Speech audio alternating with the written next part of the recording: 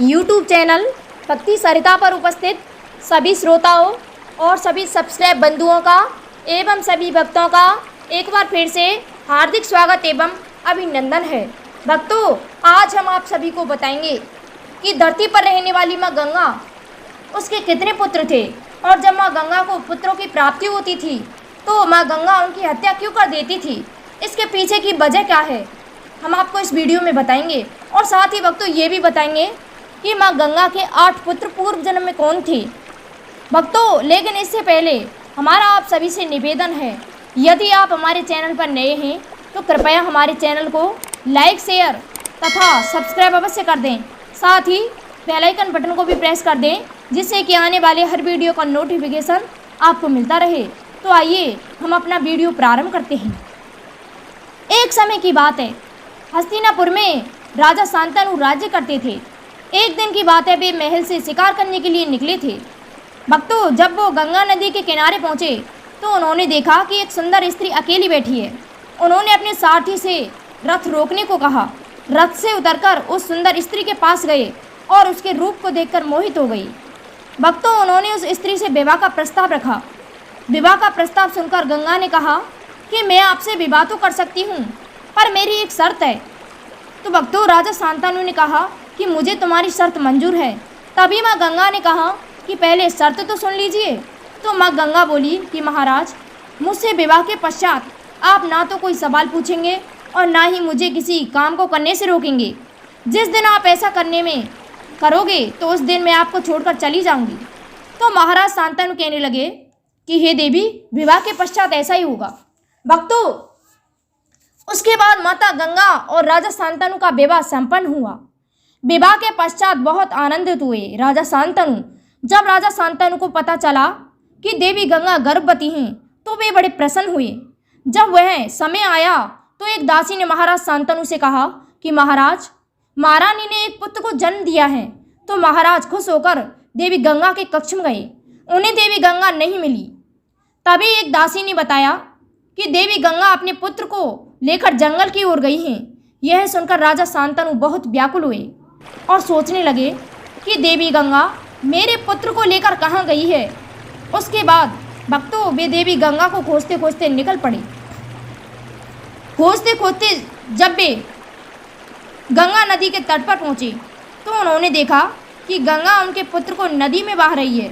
जब वे देवी गंगा को रोकने आगे बढ़े तभी उन्हें विवाह के पूर्व गंगा द्वारा दी हुई शर्त का स्मरण हो गया, जिस कारणवश वे वहीं रुक गए। राजा शांतनु अपने पुत्र को मरता हुआ देखकर वापस महल में आ गए। भक्तों, उसी समय माँ गंगा भी हस्तिनापुर के महल में आ गईं, लेकिन उनकी गंगा से पूछने की हिम्मत नहीं हुई।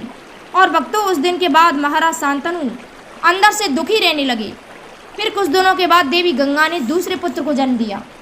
फिर से उन्होंने दासी ने बताया महाराज शांतनु को कि माँ गंगा फिर से जंगल में गई हैं।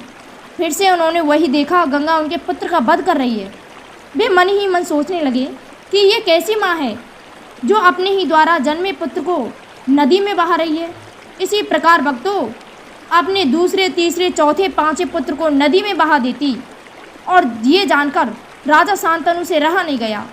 जब देवी गंगा ने 8वें पुत्र को जन्म दिया और जब वे उसे बहाने के लिए ले जा रही थी, भक्तों, इस बार महाराज शांतनु से रहा नहीं गया और उन्होंने गंगा को रोक दिया और कहा, हे देवी, तुम ऐसा क्यों कर रही हो।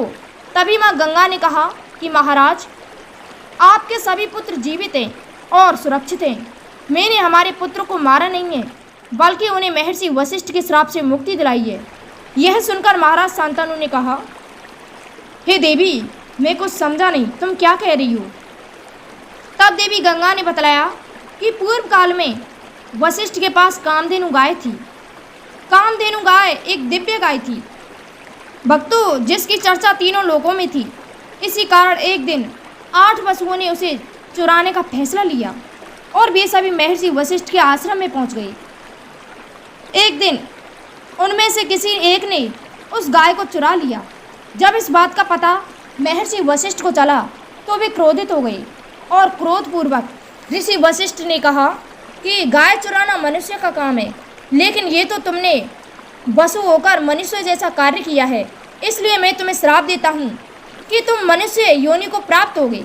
ये सुनकर आठों वसु डर गए और उन्होंने वशिष्ठ से क्षमा मांगी।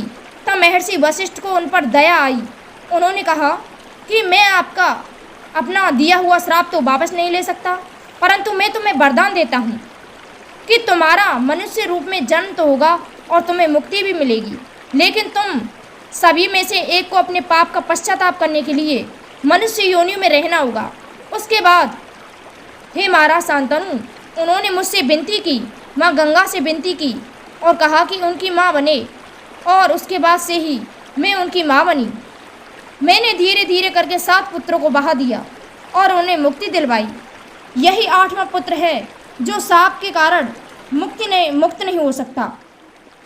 कई वर्षों के बाद महाराज शांतनु ने देखा कि कोई युवा अपने बाणों से गंगा नदी के बहाव को रोक रहा है, जिस कारण गंगा नदी का पानी सूखने लगा है।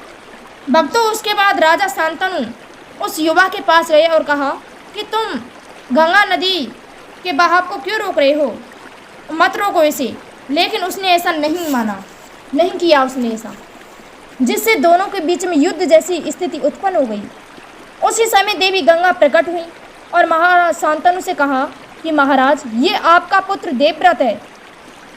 इसने शास्त्र का ज्ञान शुक्राचार्य से ग्रहण किया है और अस्त्र शस्त्र का ज्ञान परशुराम से प्राप्त किया है। हे महाराज, ये आपका प्रतापी पुत्र है, इसलिए मैं इस पुत्र को आपके हवाले कर रही हूँ। गंगा वहाँ से चली गई और राजा शांतनु अपने पुत्र को लेकर हस्तिनापुर में आ गए। यही देवव्रत अपनी प्रतिज्ञा से के कारण भीष्म बना। जी हाँ भक्तों, गंगा के 8वें पुत्र ही भीष्म थे, जो एक महान योद्धा थे। भक्तों, ये रहा 8 वसुओं का पूर्व जन्म भी हमने आपको बताया है। इसी के साथ हमारा वीडियो संपन्न हुआ। धन्यवाद। जय श्री कृष्ण।